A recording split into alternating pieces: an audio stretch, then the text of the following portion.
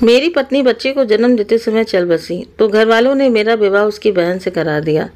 लेकिन मुझे रात एक बुजुर्ग सपने में आकर कहते कि तू जो कर रहा है ये विवाह उचित नहीं है। मैं बहुत परेशान रहने लगा। एक दिन मैं मंदिर गया और ईश्वर से प्रार्थना की कि मुझे सच्चाई दिखा दे। उसी रात बिस्तर पर पानी गिरने के कारण जब मैं गद्दा उठाया तो उसके नीचे का दृश्य देखकर मेरी सांस रुक गई, क्योंकि मेरी वर्तमान पत्नी बहुत युवा और सुंदर है, लेकिन हमारे घर में अजीब और डरावनी घटनाएं होने लगी थी। मैं बहुत परेशान था। एक दिन फिर बिस्तर पर पानी गिर गया और गद्दा पूरी तरह भीग गया। जब मैंने गद्दा उठाया तो मुझे नहीं पता था कि उसके नीचे इतना बड़ा रहस्य छुपा होगा, लेकिन जैसे ही देखा तो मेरे पैरों तले जमीन खिसक गई। मैं उल्टे पांव दरवाजे की ओर भागने लगा, लेकिन जो दृश्य मेरी आंखों के सामने था वो डरावना होते हुए भी कभी मेरे दिल को सुकून देने वाला हुआ करता था। मैं बहुत डर गया था। मैं आगे बढ़ा और एक ही सवाल किया, तुम कौन हो? जब उसने बताया कि वो कौन है तो मेरे पैरों तले फिर से जमीन खिसक गई। मेरा नाम अबीर है और मैं बहुत धनी व्यक्ति था। मैं उन लोगों में गिना जाता था जो अपनी संपत्ति के बल पर किसी भी जगह अपनी पहचान बना सकते थे, लेकिन मेरा असली गर्व मेरी विरासत में मिली हवेली थी। एक ऐसा घर जिसकी हर दीवार में इतिहास की खुशबू बसी थी। यह घर इतना बड़ा था कि मैं खुद भी इसके कुछ हिस्सों से परिचित नहीं था। क्योंकि मैं वहां रहता था, लोग मुझे बहुत अमीर समझते थे। मेरा रहन सहन, मेरा पहनावा, मेरा अंदाज, सब में मेरी प्रतिष्ठा की झलक मिलती थी। लेकिन मेरे दिल में हमेशा एक कमी रही, एक ऐसी जीवन संगनी की जो मुझे समझ सके और मेरी जिंदगी में नया रंग भर सके। इसी इच्छा के चलते मैं एक दिन रिश्ता लेकर एक घर गया। वो घर मेरे घर से छोटा था, लेकिन फिर भी सम्मानजनक और भले लोगों का लग रहा था। जैसे ही मैं दरवाजे पर पहुंचा, अचानक लड़की से टकरा गया। वो बहुत गुस्से में थी। उसने घूर कर देखा और तुरंत कहा, आपको चलने की तमीज़ नहीं है, आप किसी से टकरा कैसे सकते हैं? मैं उसके लहजे की कठोरता पर हैरान और परेशान रह गया था, क्योंकि आमतौर पर लोग मुझसे इस तरह से बात नहीं करते थे। लेकिन आश्चर्य के साथ साथ मेरे मन में उसके लिए एक अजीब सा भाव उत्पन्न हुआ। वो पलट कर चली गई और मैं वहीं खड़ा रह गया। कुछ समय बाद मुझे याद आया कि मैं किस काम से आया था। मुझे भीतर जाने को कहा गया। एक बहुत बड़े कमरे में मुझे बैठाया गया, जहाँ लड़की वाले बड़े आदर सत्कार से पेश आए। थोड़ी देर बाद एक लड़की मेरे सामने आकर बैठी। मैंने उसके चेहरे को ध्यान से देखा और मेरे दिल में एक हल्की सी हलचल हुई।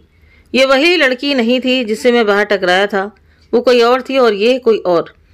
ये लड़की भी बुरी नहीं थी, लेकिन उससे वो बात नहीं थी जो पहली लड़की में थी। मैंने हल्की सी उलझन के साथ उससे पूछा, बाहर जो लड़की थी वो कौन थी? उन्होंने कहा, वो भी हमारी बेटी है, उसका नाम सिमरन है, लेकिन हम जिसकी शादी की बात कर रहे हैं वो ये है, मिताली। मिताली सिमरन से अधिक सुंदर नहीं थी और ना ही उसका रंग रूप विशेष था। उसमें वो बात नहीं थी जो सिमरन में थी। मैं समझ गया था कि यदि मैं इस घर में विवाह करूंगा तो सिर्फ सिमरन से। मैंने स्पष्ट रूप से अपनी बात रख दी। अगर मुझे विवाह करना है तो केवल सिमरन से ही। उनके चेहरों पर अजीब तरह की हैरानी थी। शायद वे पहले से ही मिताली की शादी के लिए तैयार थे, और अब मैंने अचानक दूसरी बेटी का नाम ले लिया। उन्हें ये चिंता भी हो सकती थी कि दोनों बहनों के बीच कोई परेशानी ना खड़ी हो जाए। लेकिन मैं अपने निर्णय पर अडिग रहा। मैंने कहा कि आप लोग जो भी निर्णय लें मुझे बता दीजिए। शायद उन्हें यह चिंता भी थी कि कहीं एक अमीर व्यक्ति का रिश्ता हाथ से ना निकल जाए। इसलिए अगले ही दिन उन्होंने मुझे उत्तर दे दिया कि उन्हें यह रिश्ता स्वीकार है। मैंने राहत की सांस ली, क्योंकि सिमरन मुझे बहुत भा गई थी। मैं उसी से विवाह करना चाहता था और वो मेरी होने जा रही थी। हमारी शादी धूमधाम से हुई। मुझे याद है कि सिमरन के चेहरे पर खुशी तो थी, लेकिन थोड़ी झिझक भी थी, जैसे वो अभी तक इस रिश्ते को पूरी तरह स्वीकार नहीं कर पाई हो। लेकिन मैंने अपने आप से वादा किया था कि मैं उसका हर तरह से ख्याल रखूंगा।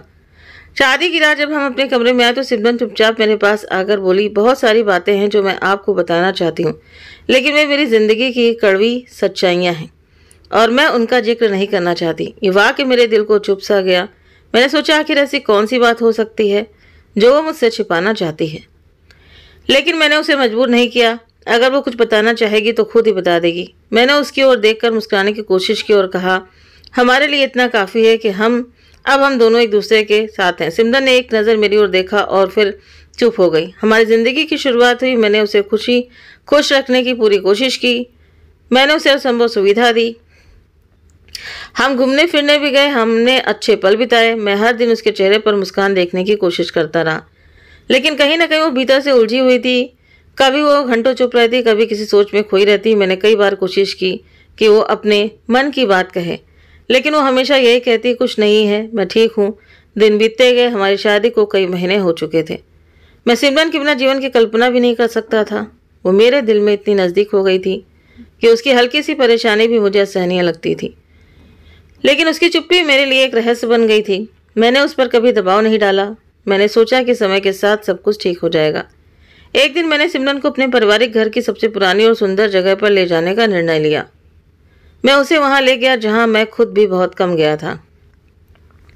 एक पुरानी लेकिन शानदार जगह जहां इतिहास की बहुत सी बातें बसी हुई थीं। मैंने सोचा कि शायद इस शांत जगह का वातावरण उसे अपने मन की बात कहने के लिए प्रेरित करेगा। मैंने उसे प्रेम भरी निगाहों से देखा और कहा, अगर तुम्हें कभी कुछ कहना हो, अगर तुम्हारे दिल में कोई चिंता हो तो मुझसे मत छिपाना। मैं तुम्हारा हूँ, तुम्हारी खुशी मेरे लिए सबसे ज़्यादा महत्वपूर्ण है। सिमरन ने मेरी तरफ देखा। उसकी आंखों में हल्की नमी थी, जैसे वो कुछ कहना चाह रही हो। लेकिन फिर वो थोड़ा पीछे हट गई और बोली, मुझे समय दो, मैं सब कुछ बता दूंगी। मैंने उसकी बात स्वीकार कर ली और सोचा कि जब वो खुद को तैयार महसूस करेगी तब वो मुझे अपनी ज़िंदगी की सच्चाइयों के बारे में ज़रूर बताएगी। लेकिन मुझे ये पता था कि वो सच्चाइयाँ मेरी ज़िंदगी को एक नए मोड़ पर ले जाएंगी। मुझे नहीं पता था कि जिन सच्चाइयों से मैं अब तक अनजान था वे मेरी प्रेम की परीक्षा लेंगी। सिमरन की ज़िंदगी की वो रात जो वो मुझसे छिपा रही थी, वो हमारी शादी के महीनों बाद भी हमारे बीच एक दीवार की तरह खड़ी रही। मैं उस दीवार को गिराना चाहता था। मैं अपने प्रेम से उसे हर डर से मुक्त करना चाहता था। लेकिन सवाल ये था, क्या मैं ऐसा कर पाऊंगा? क्या सिमरन मुझ पर इतना विश्वास कर पाएगी कि वो अपना हर दर्द मेरे साथ बांट सके? मुझे नहीं पता था कि आगे मेरी ज़िंदगी में क्या होने वाला है, लेकिन मैं इतना ज़रूर जानता था कि मैं सिमरन के साथ हमेशा खड़ा रहूँगा। चाहे हालात जैसे भी हों, चाहे कोई भी सच्चाई सामने आए, मैं उसे कभी अकेला नहीं छोड़ूंगा। ज़िंदगी कितनी कठोर हो सकती है, मैंने कभी सोचा भी नहीं था कि सिमरन माँ बनने वाली और हम दोनों ही बहुत खुश थे। हमारे बीच उम्मीदों के अनगिनत दीपक जल रहे थे। मैंने हर संभव तरीके से उसकी देखभाल की, डॉक्टर की सलाहों का पालन किया और मुझे पूरा विश्वास था कि सब कुछ ठीक ठाक रहेगा। डॉक्टर ने भी यही कहा था कि सब कुछ समान है, कोई परेशानी नहीं है।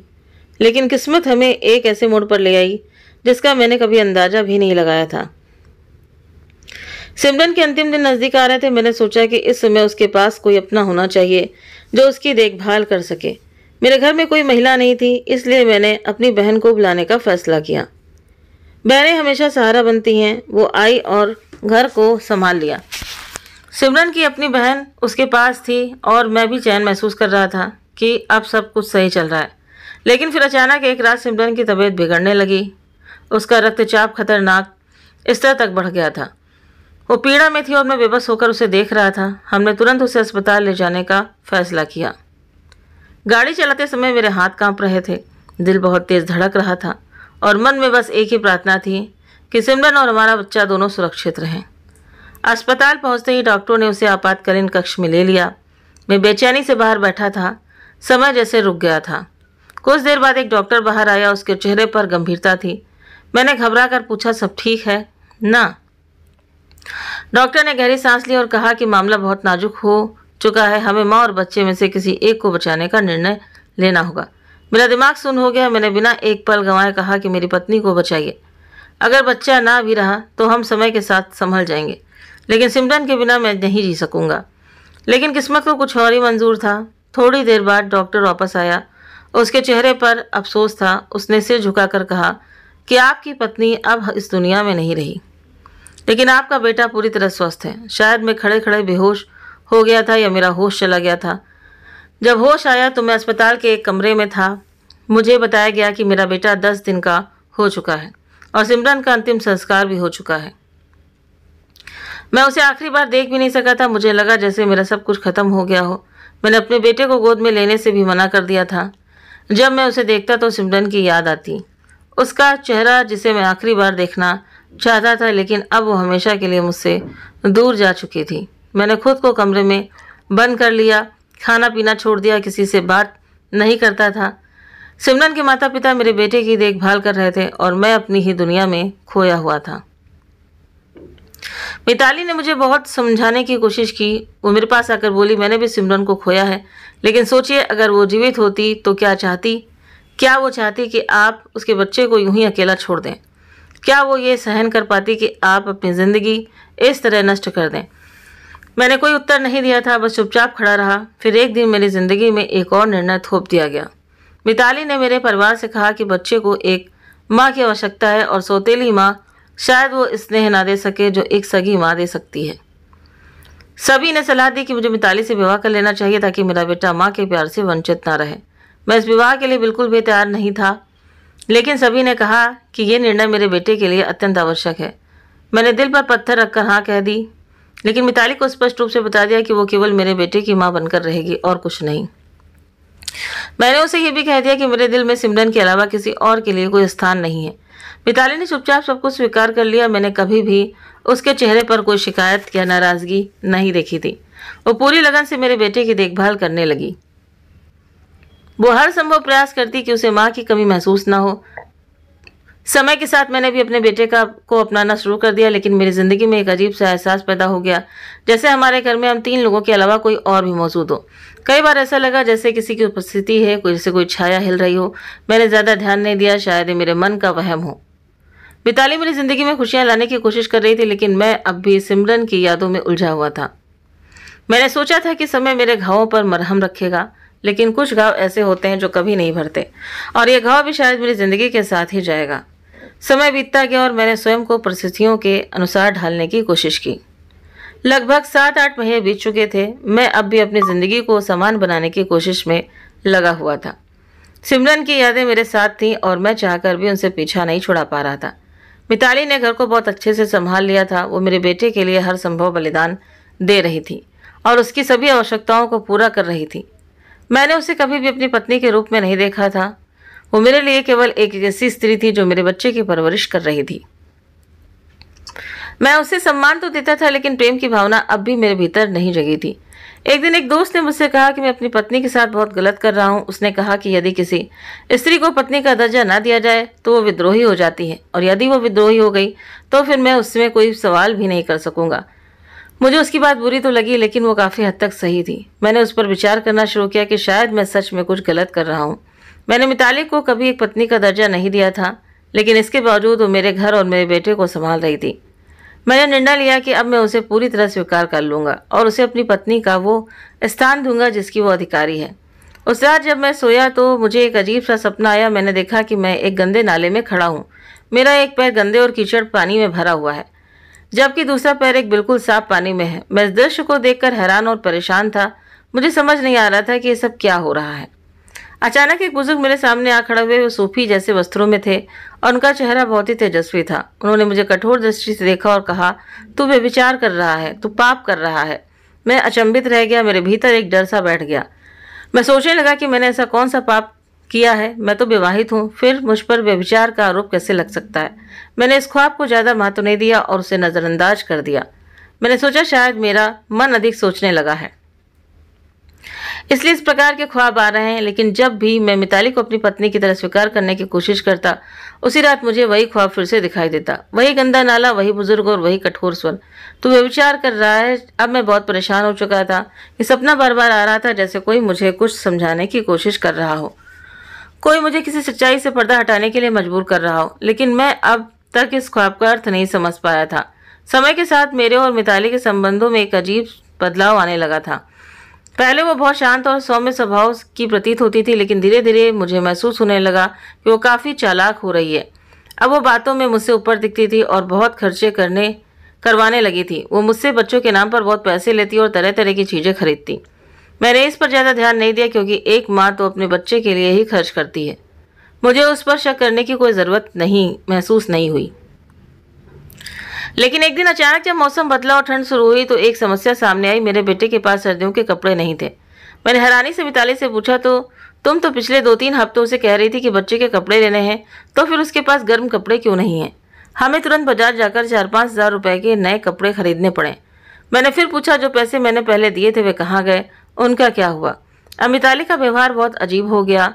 वो कहने लगी, अब क्या आपको हर चीज़ का हिसाब किताब देना पड़ेगा? उसका यह जवाब सुनकर मुझे झटका सा लगा। मुझे ऐसा महसूस हुआ जैसे वो अब बदल चुकी है, जैसे अब उसमें कोई और रूप आ गया हो। ये वही मिताली थी जो पहले शांत रहती थी, मेरे बच्चे की देखभाल बिना किसी शिकायत के करती थी, लेकिन आज वो एक पारंपरिक झगड़ालू औरत की तरह बात कर रही थी। उसकी आवाज़ की वो कोमलता अब कहीं खो चुकी थी। मुझे ऐसा लगने लगा जैसे मैंने किसी और औरत को देखना शुरू कर दिया हो। शायद वो पहले से ही ऐसी थी, लेकिन मैंने कभी ध्यान नहीं दिया था। शायद समय के साथ वो सच में बदल गई थी। मेरे मन में कई सवाल उठने लगे। क्या मैंने उस औरत को वास्तव में कभी जाना था? क्या वो सच में मासूम थी या ये सब दिखावा था? मैं कुछ भी समझ नहीं पा रहा था, लेकिन इतना जरूर जान चुका था कि ये बार बार आने वाले ख्वाब मेरे भीतर एक बेचैनी पैदा कर रहे थे। और मिताली का ये नया रूप मेरे लिए एक आश्चर्य बन गया था। मैं चुप रहा। मैंने उससे अधिक बहस नहीं की, क्योंकि मुझे लग रहा था कि शायद मैं ही ज़रूरत से ज़्यादा सोच रहा हूँ। शायद ये सब मेरे मन का भ्रम हो, लेकिन वो ख्वाब जो बार बार आ रहा था, उसकी सच्चाई क्या थी? क्या वो वास्तव में कोई संकेत था या सिर्फ मेरे मन और दिमाग का कोई खेल? मुझे कुछ भी समझ नहीं आ रहा था, लेकिन यह तय था कि मेरे भीतर एक बेचैनी थी और उसका समाधान मुझे शीघ्र ही किसी बड़ी खोज में करना था। उस दिन मैं घर में अकेला था। मिताली अपने मायके चली गई थी और अपने बेटे को साथ भी ले गई थी। मैं शाम के समय पानी पीने के लिए उठा। रसोई में जाकर गिलास में पानी भरा।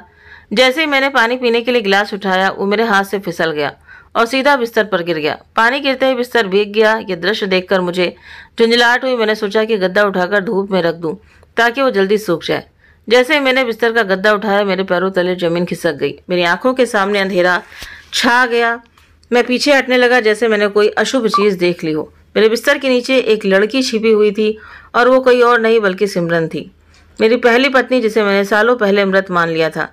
उस पल मेरा पूरा शरीर कांपने लगा। दिल की धड़कन तेज हो गई। मुझे विश्वास ही नहीं हो रहा था कि जो दृश्य जो मैं देख रहा हूँ वो सच्चाई है या कोई भ्रम। सिमरन का चेहरा पीड़ा से भरा हुआ था, शरीर दुर्बल था, बाल बिखरे हुए थे। वो एक जीवित लाश जैसी लग रही थी। मुझे लगा कि शायद मैं किसी आत्मा को देख रहा हूँ। मुझे प्रतीत हुआ कि सिमरन नहीं बल्कि उसकी आत्मा है, तो मुझसे मिलने आ गई है। मैं एक कदम पीछे हट ही रहा था कि उसने अपने दुर्बल हाथों से मुझे पकड़ने की कोशिश की और रोते हुए मुझे पुकारा। मैं स्तब्ध रह गया। मैंने आश्चर्य और भय के मिले जुले भावों के साथ पूछा, ये क्या हाल बना रखा है? कहाँ थी तुम? कहाँ से आई हो? उसके होंठ कांप रहे थे। वो कुछ देर तक कुछ भी नहीं कह सकी। फिर बड़ी कठिनता से अपने होठों को हिलाया और बोली, मुझे इसी घर में बंद कर दिया गया था। बड़ी मुश्किल से उस कैद से निकली हूँ। मुझे किसी के कदमों की आहट सुनाई दी थी, लेकिन कुछ दिखाई नहीं दिया। मुझे लगा कि घर खाली है, इसलिए बिस्तर के नीचे छिप गई। उसकी बात सुनकर मैं बिल्कुल सुन्न हो गया, जैसे मैं समय जैसे थम गया हो। समझ नहीं आ रहा था कि ये सब क्या हो रहा है। मेरी दृष्टि उसके दुर्बल शरीर पर टिक गई। वो बिल्कुल कंकाल जैसी हो चुकी थी। उसके कपड़े फटे हुए थे, चेहरे पर घावों के निशान थे। ऐसा प्रतीत हो रहा था जैसे वो सदियों से अंधेरे में कैद हो रही हो। मुझे स्वयं को संयमित रखने के लिए बहुत प्रयास करना पड़ा। मैंने तुरंत सिमरन को सहारा दिया और बिना किसी पल की देर किए उसे लेकर घर से बाहर निकल पड़ा। मैंने निर्णय लिया कि उसे डॉक्टर के पास ले जाया जाए। मैं उसे लेकर तुरंत अस्पताल पहुंचा। डॉक्टर ने जब उसका परीक्षण किया तो गंभीर मुद्रा में सिर हिला दिया। डॉक्टर ने कहा, सिमरन अत्यंत पोषण की कमी की शिकार है। उसके शरीर में ऊर्जा न के बराबर है। मानसिक दबाव और लगातार तनाव के कारण उसकी स्थिति बहुत अधिक बिगड़ चुकी है। उसे तुरंत उपचार की आवश्यकता है। अगर थोड़ी और देर हो जाती तो शायद उसका बच पाना कठिन हो जाता। डॉक्टर की ये बातें सुनकर मेरा दिल जैसे मुट्ठी में बंद हो गया। मैंने जीवन में स्वयं को कभी इतना असहाय महसूस नहीं किया था। मैंने डॉक्टर से पूछा, क्या मैं इसे घर ले जा सकता हूँ? लेकिन डॉक्टर ने मना कर दिया था कि उसकी हालत ऐसी नहीं है कि उसे अभी घर ले जाया जा सके। उसे कुछ दिन यहीं पर रखना आवश्यक था ताकि उसकी ठीक से देखभाल हो सके। मैं वहीं बैठा रहा। सिमरन को नींद की दवा दे दी गई थी ताकि वो शांतिपूर्वक विश्राम कर सके। मैं उसके पास बैठा रहा और विचारों में डूबा हुआ था कि आखिर उसके साथ ऐसा क्या क्या हुआ होगा और कौन उसे बंदी बना सकता था और क्यों। मैं तो ये सोच भी नहीं सकता था कि ये सब कुछ मेरे ही घर में हुआ होगा। मैंने उसका हाथ पकड़ा हुआ था। वो बहुत अधिक कमजोर लग रही थी। मुझे ऐसा महसूस हुआ जैसे वो मेरी पकड़ में ही बिखर जाएगी। जब कुछ देर बाद उसे होश आया तो मैंने नरमी से उससे पूछा, ये सब क्या हुआ तुम्हारे साथ? तुम कहाँ चली गई थी? तुम्हारी मृत्यु की खबर कैसे फैल गई थी? उसने आंखें खोली और छत की ओर देखने लगी। कुछ देर शांत रही, फिर धीरे धीरे बोलना शुरू किया। मुझे खुद कुछ नहीं पता। मुझे बस इतना याद है कि मेरी सामान्य प्रसव प्रक्रिया हुई थी। मैंने तुरंत उसकी बात काटते हुए कहा, नहीं, तुम्हारा तो ऑपरेशन हुआ था। डॉक्टर ने कहा था कि स्थिति बहुत गंभीर थी। वो हैरानी से मेरी ओर देखने लगी। उसके चेहरे पर अजीब तरह के भाव थे, जैसे वो मेरी बात पर विश्वास नहीं कर पा रही हो। उसने कहा, नहीं, मेरी सामान्य डिलीवरी हुई थी। मैंने अपने बेटे को देखा भी नहीं। मैंने सोचा था कि मुझे मेरा बच्चा दे दिया जाएगा, लेकिन फिर मेरे माता पिता आ गए और उन्होंने मुझे वहां से ले जाकर किसी और के हवाले कर दिया। उन्होंने मुझे एक ऐसे बंदी गृह में पहुंचा दिया जो हमारे ही घर के अंदर था, तहखाने में। ये सुनकर मैं हैरान और परेशान रह गया। मेरा मन और मस्तिष्क सुन्न होने लगा।